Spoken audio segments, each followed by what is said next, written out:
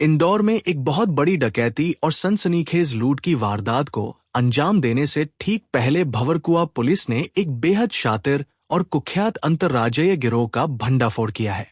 उत्तर प्रदेश के मेरठ से अपनी लग्जरी कार में सवार होकर आए इस 5 सदस्यीय गिरोह ने इंदौर के एक बड़े हवाला व्यापारी को लूटने का पूरा फुलप्रूफ प्लान तैयार कर लिया था।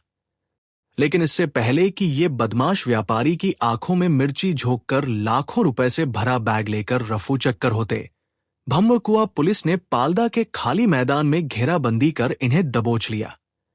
इनके पास से पुलिस ने करीब 50 लाख रुपए का मशरूका बरामद किया है। इंदौर में संपत्ति संबंधी अपराधों जैसे चोरी, नकबजनी और लूट पर अंकुश लगाने के लिए भंवरकुआ थाना प्रभारी संतोष दूधी के नेतृत्व में एक स्पेशल पेट्रोलिंग टीम लगातार दिन रात ग्राउंड पर सक्रिय है। इसी दौरान इस स्पेशल टीम को बीती रात एक बेहद पुख्ता और सटीक मुखबिर सूचना मिली। सूचना थी कि हिम्मत नगर पाल्दा के एक खाली मैदान में दिल्ली पासिंग की सफेद रंग की मारुति सुजुकी कार, जिसका नंबर DL 3 CBC 8709 है, उसमें 5 संदिग्ध लोग बैठे हुए हैं। ये लोग भारी कैश और कीमती रकम लेकर गुजरने वाले एक हवाला व्यापारी को अपना शिकार बनाने यानी उसे डकैती डालने की खतरनाक योजना तैयार कर रहे हैं। मुखबिर की सूचना मिलते ही थाना प्रभारी ने तत्काल एक विशेष टीम का गठन किया और साक्ष्यों के साथ रात के अंधेरे में खुद को छिपाते हुए कार की तरफ घेराबंदी की। पुलिस के जांबाज जवानों ने जब कार के पास जाकर बदमाशों की बातें छिपकर सुनी तो उनके होश उड़ गए। कार में बैठे बदमाश आपस में चर्चा कर रहे थे कि आज हवाला का बड़ा रुपया लेकर एक व्यापारी निकलने वाला है, उसे एक्सीडेंट का बहाना बनाकर रोका जाएगा।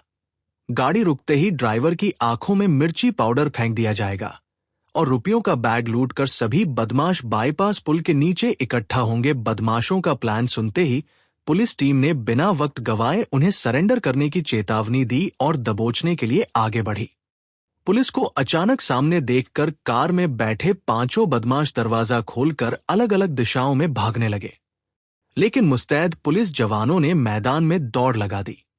इस अफरा तफरी और भागम भाग के दौरान बदमाश जमीन पर गिर पड़े, जिससे गिरोह के सभी बदमाशों के हाथ और पैर में गंभीर चोटें आई हैं। पुलिस ने तत्काल संवेदनशीलता दिखाते हुए सभी घायल बदमाशों का अस्पताल ले जाकर इलाज करवाया। जब पुलिस ने इन बदमाशों को थाने लाकर कड़ाई से पूछताछ की तो इन्होंने उगल दिया कि ये उत्तर प्रदेश के मेरठ से स्पेशल तौर पर केवल लूटपाट और डकैती करने के उद्देश्य से अपनी कार लेकर निकले थे। बदमाशों ने कबूला कि एक सप्ताह पहले इन्होंने इंदौर के 3 इमली बस स्टैंड के पास भी एक्सीडेंट का नाटक कर एक कार चालक को लूटा था और चोइतराम सब्जी मंडी के पास से एक व्यक्ति का मोबाइल छीना था। इतना ही नहीं, इनका नेटवर्क मध्य प्रदेश के साथ साथ महाराष्ट्र और गुजरात तक फैला हुआ था। इन्होंने महाराष्ट्र के नासिक और धुलिया तथा गुजरात के वडोदरा, वापी, सूरत और दाहोद जैसे बड़े व्यापारिक शहरों से 33 महंगे मोबाइल फोन और लैपटॉप लूटे थे, जिन्हें वे कार की सीट के नीचे छिपाकर रखे हुए थे। इन सभी मोबाइलों को मेरठ ले जाकर कीमती दामों में बेचने की इनकी योजना थी। गिरफ्तार किए गए सभी 5 आरोपियों का पुराना लंबा आपराधिक इतिहास है और उनके खिलाफ विभिन्न राज्यों के थानों में कई गंभीर अपराध पंजीबद्ध हैं। पकड़े गए बदमाशों के नाम कुलदीप पाल नाजिम कुरैशी महफूज उर्फ फजलू, शोएब कुरैशी, मोहम्मद शकील सभी निवासी जिला मेरठ उत्तर प्रदेश है। ये इंदौर शहर में अभी विगत दिनों 6 जून को एक घटना हुई थी जिसमें एक्सीडेंट का बहाना करके कार को रोका जाता है। मनोज जैन की कार होती है, उसका वो कांच खोलता है तो उससे कहा जाता है कि तुमने अभी पीछे एक्सीडेंट करके आए हो, और जैसे ही वो कांच खोलता है तो उसकी कार में रखा हुआ एक बैग उठा के ले जाते हैं जिसमें 1 लाख रुपया होता है। 2-3 दिन बाद फिर एक राजेंद्र नगर क्षेत्र में घटना होती है, वहाँ पर भी इसी तरह की वारदात का तरीका रहता है और वहाँ पर जो कुणाल सिंघवी नाम के व्यक्ति होते हैं उनसे उनकी कार में से उनका मोबाइल जो एप्पल कंपनी का था वो लेके चले जाते हैं।